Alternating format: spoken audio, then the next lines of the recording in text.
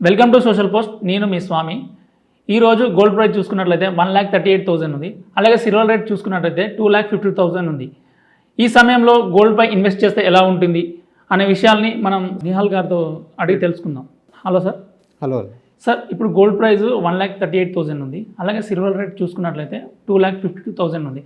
ఈ సమయంలో ఎవరైనా ఇన్వెస్ట్మెంట్ చేయాలనుకుంటే గోల్డ్పై ఎలా ఉంటుంది అనే విషయాలు చెప్పండి సార్. సో ఇప్పుడు ఎవరైతే ఇప్పుడు గోల్డ్ మీద ఇన్వెస్ట్మెంట్ చేయాలనుకుంటారో ఇది రైట్ టైమా కాదా అని మీరు అడగడం జరిగింది. సో ఇప్పుడు ఎవరైతే గోల్డ్ మీద ఇన్వెస్ట్మెంట్ మాడ్యూల్లో మీరు చూసుకున్నట్లయితే ఇది ఒక మంచి టైం ఇన్వెస్ట్మెంట్. అంటే ఇప్పుడు gold rate when compare to last year మనం కంపేర్ చేసుకున్నట్లయితే ఇప్పుడు గోల్డ్ రేట్ అనేది కొంచెం తక్కువగానే ఉందని చెప్పుకోవచ్చు.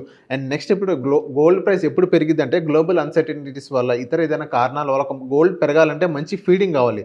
సో అలాంటి సిచ్యువేషన్స్ ఇప్పుడు గోల్డ్కి వస్తుందని చాలామంది నమ్ముతారు. ఎందుకంటే ఇప్పుడు గ్లోబల్లో అన్సర్టనిటీస్ ఉన్నాయి. ఇప్పుడు మన ట్రంప్ ఏం చేశారు, వెనిజులా ప్రెసిడెంట్ తీసుకురావడం జరిగింది.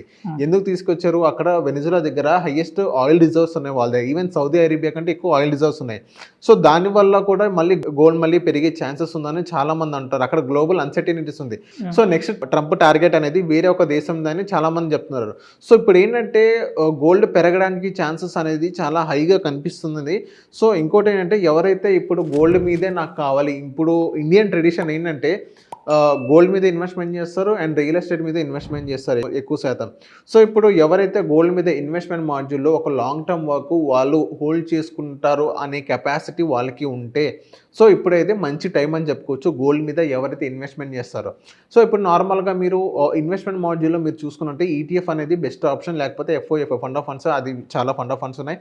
సో అందులో కూడా మీరు అక్కడ తీసుకెళ్ళి మీరు ఇన్వెస్ట్ చేయొచ్చు. లేదు మాకు ఒక కన్జంప్షన్ పర్పస్ కావాలంటే సో మీకు పెళ్ళిళ్ళు వచ్చినా కానీ ఇతర ఏదైనా వచ్చినా కానీ మీరు తీసుకునేది సో అప్పుడు తీసుకొని మీరు కొంచెం హోల్డ్ చేసుకొని ఉంచుకోండి. సో ఇప్పుడు ఏంటంటే ఇప్పుడు ఫిజికల్ గోల్డ్ ఎవరైనా తీసుకున్నా కానీ అది బ్యాంక్లో కొలాటరల్ పెడితే మనకి లోన్ వస్తుంది. అదే ఫిజికల్ గోల్డ్ అని చెప్పేసి చాలామంది గోల్డ్ బార్స్ కానీ సో గోల్డ్ బిస్కెట్స్ కానీ అలాంటివి కొంటారు. సో దానికి ఏంటంటే అది కొంచెం ప్యూర్ ఉంటుంది కాబట్టి గోల్డ్ బిస్కెట్స్ అనేది బ్యాంక్లో కొలాటరల్ పెట్టినా కానీ మన గోల్డ్ లోన్ అయితే మనకు దొరకదు. సో అలాంటి సిచ్యువేషన్స్లో మీరు ఒక ఇన్వెస్ట్మెంట్ మాడ్యూల్లో తీసుకోవాలి అని అనిపిస్తే ఈటీఎఫ్ తీసుకోండి.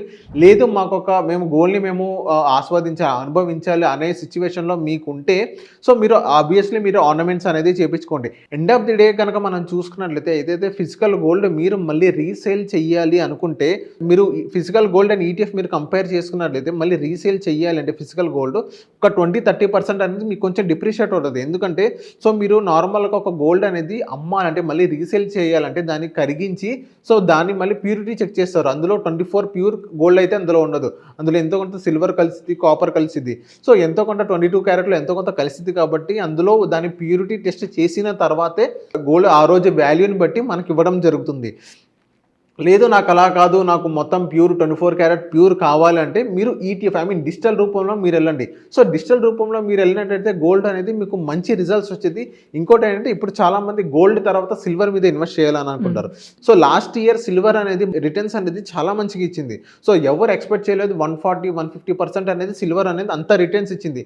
సో ఎందుకు ఇచ్చిందంటే సిల్వర్ అనేది ఒక ఇండస్ట్రియల్ మెటీరియల్. సో అదొక ఇప్పుడు బ్యాటరీస్ ఉన్నాయి కానీ సో అందులో దాన్ని కన్జంప్షన్ కోసం దానికి యూస్ చేస్తారు. సో ఇప్పుడు సిల్వర్ అనేది దానికి కొంచెం హై డిమాండ్ ఉంది. So in ground report silver అంతా యూజెస్లో లేదు కానీ సో సిల్వర్ అనేది చాలామంది అదొక హైప్ క్రియేట్ చేయడం జరిగింది. అండ్ నెక్స్ట్ చైనా వాళ్ళు ఏం చేస్తున్నారంటే చైనా మళ్ళీ సిల్వర్ని బయట వాళ్ళకి బయట కంట్రీస్కి అమ్మట్లేదు. సో వరల్డ్ మొత్తంలో చూసుకున్నట్లయితే సిల్వర్ అనేది మొత్తం 70% సిల్వర్ అనేది చైనా వాళ్ళ దగ్గరే ఉంది. చైనా అక్కడ హోల్డ్ చేసింది కాబట్టి సో అందరూ అక్కడ సిల్వర్ ప్రైజెస్ అనేది పెంచడం జరిగింది. ఇప్పుడు ఫిజికల్ సిల్వర్ బయట కొంచెం షార్టేజ్లో ఉంది. సో ఎందుకు షార్టేజ్లో ఉంది? ఈ సిచ్యువేషన్స్లో కొన్ని చెప్తున్నారు. సో అలాంటి సిచ్యువేషన్స్లో మీరు సిల్వర్ అనేది ఇన్వెస్ట్మెంట్ చేయొచ్చు. ఏంటంటే డిజిటల్ రూపాలంగానే మీరు వెళ్ళండి. అండ్ నెక్స్ట్ ఇప్పుడు సిల్వర్కి హై వాలిటిలిటీ ఉంటుంది. సో ఇప్పుడు హిస్టరీ కనుక మీరు చూసుకున్నట్లయితే సిల్వర్ అనేది ఒకేసారి పెరగడం చూసాం, ఒకేసారి తగ్గడం చూసాం. అదే మీరు గోల్డ్ కనుక మీరు చూసుకున్నట్లయితే గోల్డ్ అనేది సో కొంచెం గ్రాడ్యువల్గా పెరుగుతుంది, అక్కడక్కడ కన్సాలిడేషన్ స్టేజ్లో ఉంటుంది. సో సిల్వర్ మీద మీరు ఇన్వెస్ట్ చేసేటప్పుడు కొంచెం జాగ్రత్తగా చూసుకొని మీరు హోల్డ్ చేసుకున్నట్లయితే సిల్వర్ మీద మీరు ఇన్వెస్ట్మెంట్ చేయండి. సో థ్యాంక్ యూ సార్ మా సోషల్ పోస్ట్కి వచ్చినందుకు. Thank you.